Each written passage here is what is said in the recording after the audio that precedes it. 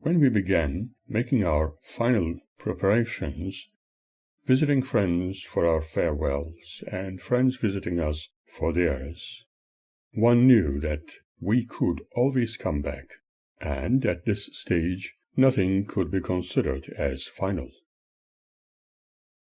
I visited Sister Nurk from time to time after I got married, for one could talk to her on a heart-to-heart basis and make some sense. She was not happy about my needing to go elsewhere, while everybody else was allowed to stay in the country, but at the same time she was happy that I was not going to be bothered by the German and Turkish authorities wanting to deport me like an unwanted criminal to Turkey, where I was seen as an infidel dog. While living in Germany, I was just another unwanted oddity. Sister Nurk always wished that good things would happen to others. People coming into Germany from those countries were allowed to stay, get married with their citizens, or bring their families, remaining for long periods of time, eventually becoming German citizens. In fact, many Muslims from Middle Eastern countries have created their own island societies, their own ghettos, and places of worship. They stayed there permanently, while I remained an oddity they had to get rid of. I suppose I was one of the unlucky ones, perhaps even someone marked for life. I could have elected to go to Britain and stay there for good, studying, graduating, and becoming employed by one of the universities. That would be the end of the story. However, being forced to feel responsible, I drifted into a situation one could not easily escape from. I was too naive in many ways. Luckily, I had completed my education with the option to continue and add a few more degrees to my academic achievements. However, hiding my studies from the witnesses and Magda was hard. I hoped that with my qualifications I could be immediately employed in Australia, as I was advised by their authorities, even told that they needed my educational background and qualifications. I was going to be welcome, and this made me feel extraordinarily happy. As mentioned, when the time came, we took the train to Stuttgart and enjoyed another rail journey to Bremerhaven, where we were to board the Angelino Lauro of Lauro lines, originating from Italy. After meeting German and Australian officers for final checks of our passports, tickets, etc., boarding this huge passenger liner was the greatest excitement for me, knowing that from then on nobody was going to bother me any longer in regard to being deported like a criminal to a country where all my human rights would be denied, as if I belonged to an enemy race. Besides, starting something exciting and adventurous was just as my crazy heart desired. Now I could concentrate upon more important issues of life.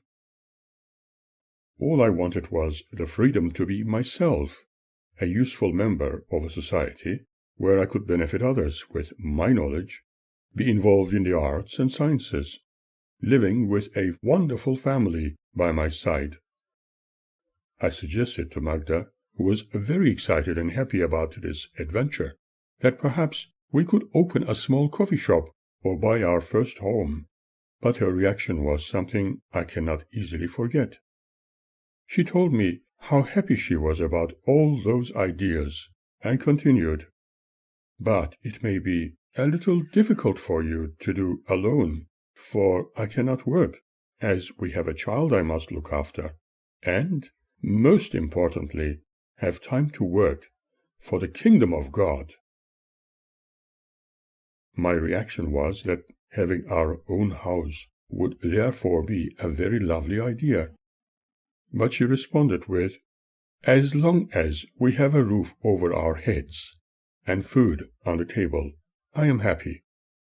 I am not materialistic because in the new world we will have all those things anyway." Cleanliness and safety precautions were emphasized on board, and all passengers were encouraged to spend a little time every morning for a physical exercise program and safety drill. It was a luxury passenger ship, and our cabin was very comfortable. We had every comfort, bath, shower, and bedding, to make the journey a pleasant one. This was going to be our home for well over a month.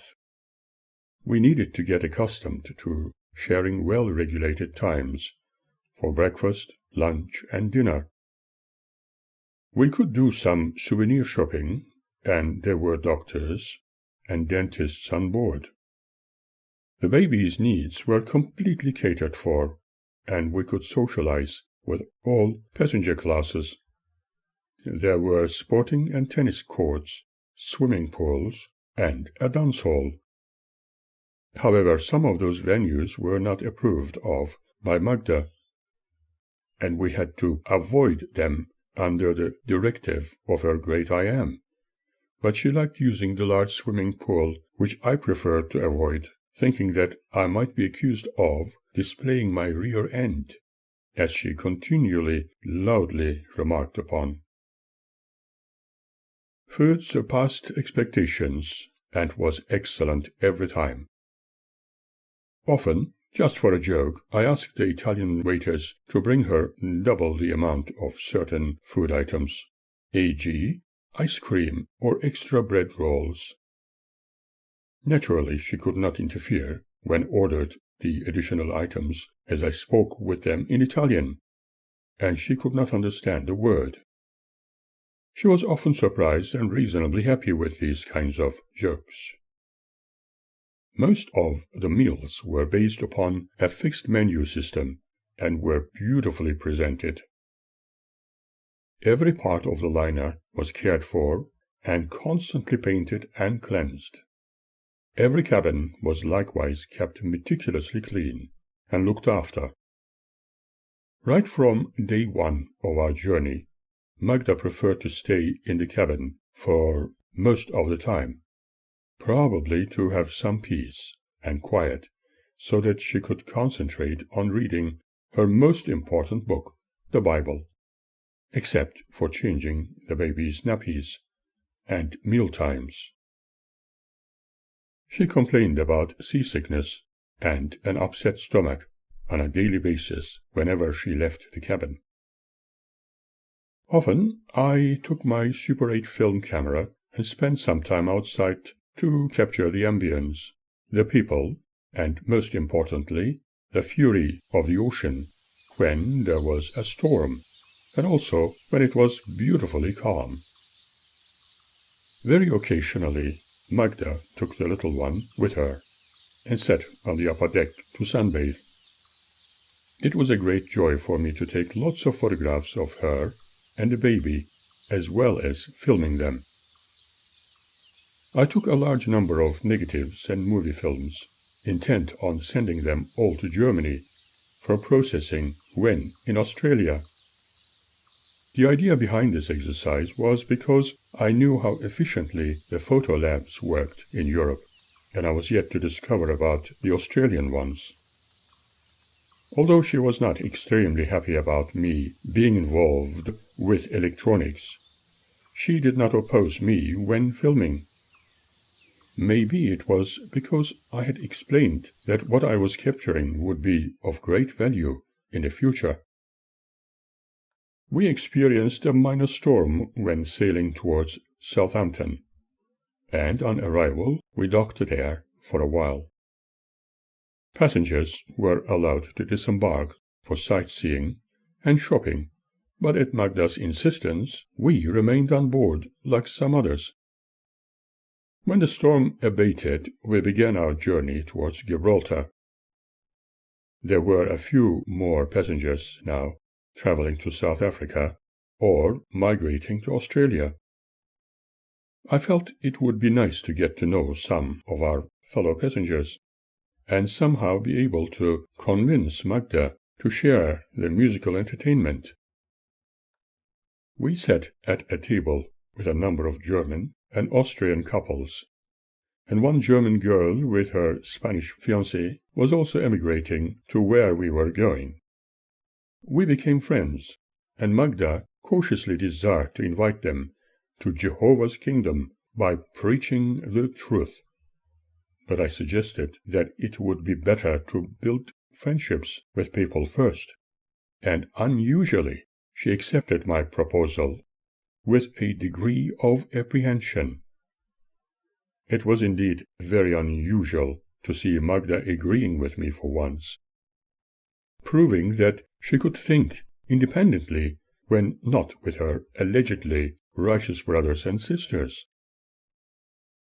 I took lots of black and white and color photographs of those new friends.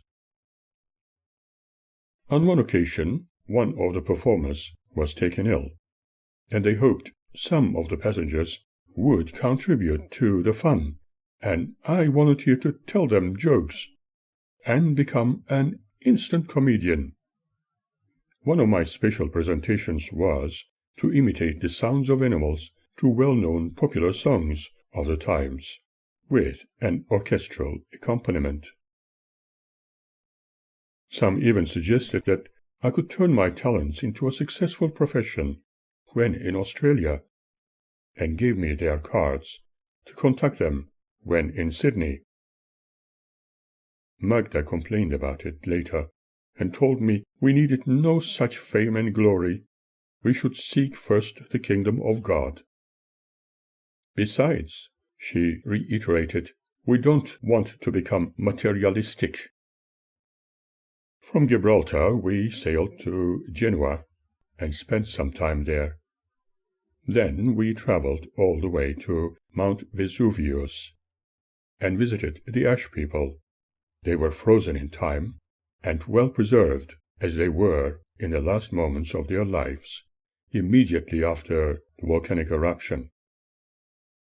Magda promptly added her wisdom, saying it was God's punishment of the people, for they did not obey his commandments, worshipping pagan gods, and being involved in debauchery. This God she preached about was definitely a great punisher.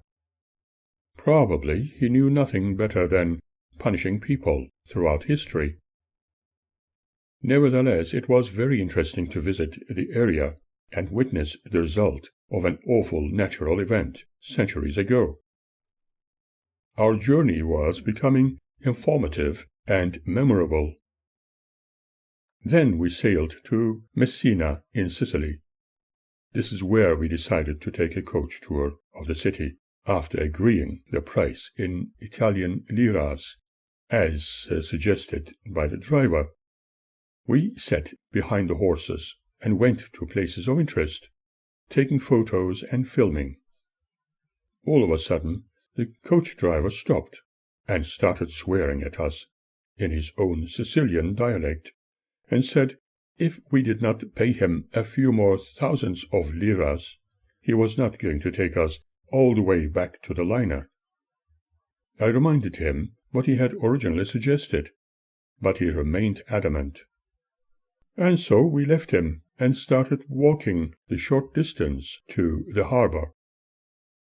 A young Italian gentleman, obviously having seen the tourists' undesirable treatment, accompanied us a little while, and told us which road would take us there easily. This treatment made us wonder how some humans could become completely inhuman. It also provided Magda with the ammunition to consider how members of the evil humanity were so distant from being God-loving, faithful witnesses. I asked her if she would be kind enough to start writing our travel log in German, and luckily she agreed to do that, only not quite willingly. I thought that she obviously preferred not to be asked any favors like that, unless she really wanted to do so on her own accord. She promised that she would start writing after we settled in our new home. But would she have time for that? Perhaps one of her dearest brothers or sisters should have asked her to do it. Did they not need to approve everything she did or wanted to do? I was shocked, but not willing to dwell on this, and decided to register all those memories permanently in my mind, until the time was right for me to write them down, as I remembered later. I hoped to remember everything precisely, without forgetting things, and not altering past memories. Although she started to write them down, after a short while she stopped, and I no longer made any mention of it. This is the way I have always been. I would ask for any favors only once, and when and if people showed no interest in doing anything about them, I would never bother them again. Obviously, she had more important things to do, such as underlining Bible texts. Similarly, when in my studio or shop one of my employees consistently ignored my requests, they would soon discover themselves sacked without me giving them any reason, after making several attempts to explain things. I could never ask Magda for anything, even if it was just a glass of water. Hopefully, she realized. Going back to that coach driver's attitude, it still remains in my mind with every detail, and is not remembered favorably. He wanted to punish us by leaving us silly tourists in the middle of somewhere we were not familiar with, probably hoping we would be lost. I still feel strongly that he did not like our ethnicity. One should keep in mind that we're part of a cause and effect universe, and cannot separate ourselves from it. There is always a resultant reaction from life to every action. Therefore, I am very confident in declaring that he would have had the right experience life has provided him with for his ungainly treatment. Later, we continued with our journey back towards Gibraltar and experienced a very rough passage. Soon we were to arrive at Islas Canarias of Tenerife, where we could spend some time on this island paradise, and even do some shopping. Magda accepted my proposal to go into the city and have a cup of coffee with me. We walked the streets as if we were living there, just like the locals, before returning back to the ship. It was a great change to feel the earth under our feet and enjoy nature's beauty, although it was stormy and the rain bucketed down. The weather was fierce, yet it made the journey worthwhile. Occasional storms and rough seas followed us all the way to South Africa. We had safety drills every morning and continued enjoying the food, as well as parties they organized, making new friends, mostly without Magda joining in, unless she could offer them words of advice about the end of the world.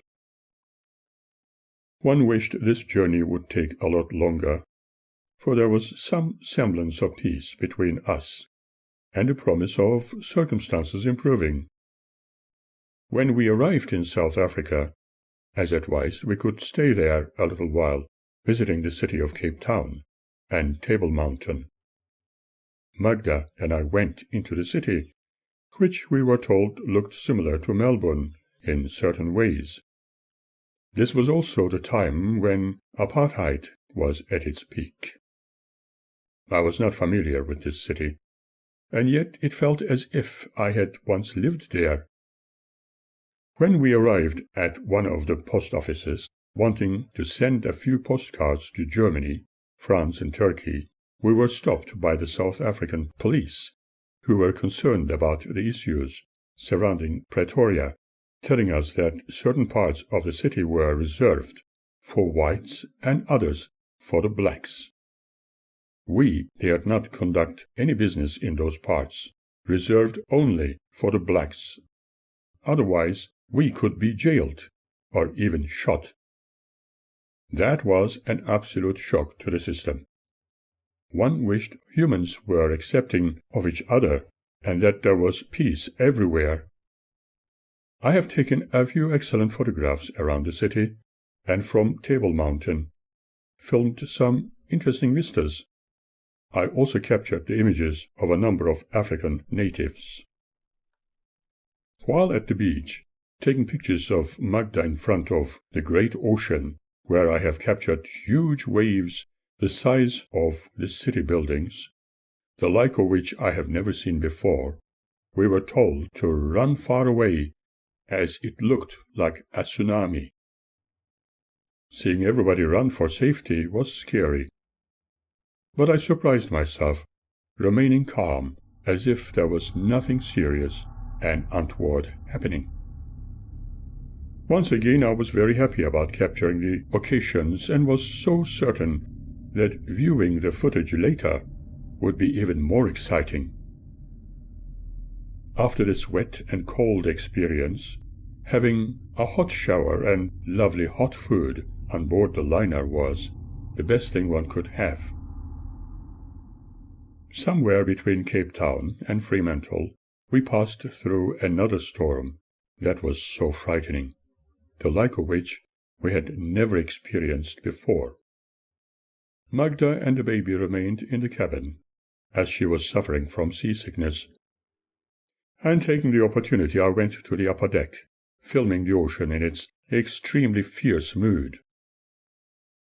One moment we were on top of a huge wall of water, wherefrom it felt as if we were airbound, and in the other we were closer to the bottom of the ocean, so that we could even see the sandy landscape of the ocean's floor, surrounded by gigantic waves, like city buildings. I was extremely excited about recording the whole event. When I returned to our cabin, I discovered Magda and the baby happily sleeping, and was surprised how one could sleep on a day like that. Upon waking, she was very calm and happy, but could not believe that I was apparently so stupid as to go out in a storm like that. She told me I was very childish, for I could have been swept into the ocean. Did she care for me after all? For otherwise, who would become monetary provider for her family's needs? I assumed that my efforts in obtaining such footage during a fierce storm of this nature would be rewarded later, if not destroyed as clutter and rubbish by her. According to subsequent information, there had been a very strong earth tremor which caused the unusual oceanic activity. During this unique journey, I have observed quite clearly aerial phenomena which have been witnessed by others on board. Periodically, I filmed and photographed them, just as other passengers have done. In fact, when I was on the upper deck during a calm day, no clouds to be seen, the ocean tranquil, a young child standing next to me shouted while tapping on my arm, and said to look at the big pots in the sky. I captured them on film, wherein they appeared metallic in structure, and looked like two plates stuck together rim to rim. There were a number of them at a considerable distance. I said to the child that maybe the cooks were throwing those things into the sea, for they no longer needed them. Soon after, the child's father arrived, and started watching them with me. We chatted a while and became friends. Those objects were either stationary or moving at a very slow pace. When I later mentioned them to Magda, in my excitement, she responded that Satan was very strong, and he could put images in front of people's eyes to make them believe in lies. Several times hence I have observed such displays in the sky during the day and at night. They shone brilliant golden and white, unlike anything I had encountered before. I wondered how Magda, her friends, and others would react when I showed them those images as captured on film. Days later, when I was enjoying the excitement of the storm we experienced after our Cape Town visit and heading towards Fremantle, I captured more sightings just as they were observed by other passengers and their children. This time, some of them reminded me of very shiny metallic objects which were flawless and rounded, reflecting the sky and ocean, similar to any shiny metal objects we are familiar with in our daily lives. But what we were looking at was huge, and at close proximity. Some of them looked almost like water droplets when they formed during or after the rain on glass. But these were not as irregular as droplets of rainwater like the ones we see on shiny surfaces. They were free-floating objects in the air, and at the time of my filming there were no balloons, no aircraft in the sky. They were undeniably there for all to see. What I later showed to a number of people to get their reaction about these objects, some had no explanation, while others considered them as unknown and unrecognizable. There were those who initially thought of them as imagined, later exclaiming that if they were imagined, how could they appear in films and be observed by others who confirmed seeing them? But Magda and her faithful brothers and sisters had the ultimate explanation for such an aerial display, which no one could properly describe. They said it was Satan's handiwork, and he was placing those images to make people believe in things which never existed. Apparently, Satan's aim is to make people diverge from the ways of Jehovah God, and his faithful witnesses would never entertain the idea that there can be life outside this world of ours. Magda earnestly advised me not to believe in such lies like UFOs, and better still, never take pictures in case Satan impressed special images in them to make me believe in lies. If, however, I continued showing an interest in such visually observable lies as real, there would be consequences. I knew one thing for sure, that she grew up with a belief that in a loving family, men were not expected to have interests in anything other than work, paying the bills, sleeping, and work again. Then she promptly told me to promise, if I loved her, that I would not believe things science offered, instead seeking first the kingdom of God. I knew then that for peace sake there was no way I could tell her anything any longer. I dared not even speak of my wonderful dreams and imaginations. I needed to keep my dreams, thoughts, creativity, and viewpoints to myself, or else talk about them only with those who were keenly interested in my stories, as I was interested in theirs. Perhaps the teachings of the witnesses were, as she proudly declared, the very best thing that could ever have happened to her. But what it was doing to me was questionable. You may be familiar with an Arab proverb which says, "He who plants thorns must never gather roses." It was very hard to believe, let alone swallow, this uncertain foundation for a happy family unit.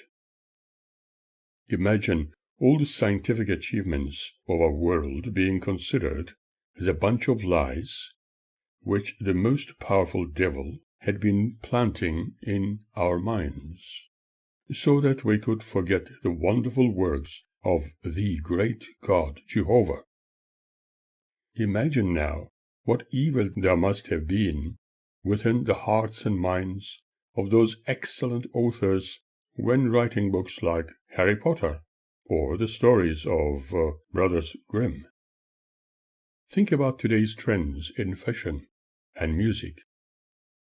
Obviously, God's faithful servants, too, could be tempted, therefore committing grievous sins against Jehovah. That would be unthinkable.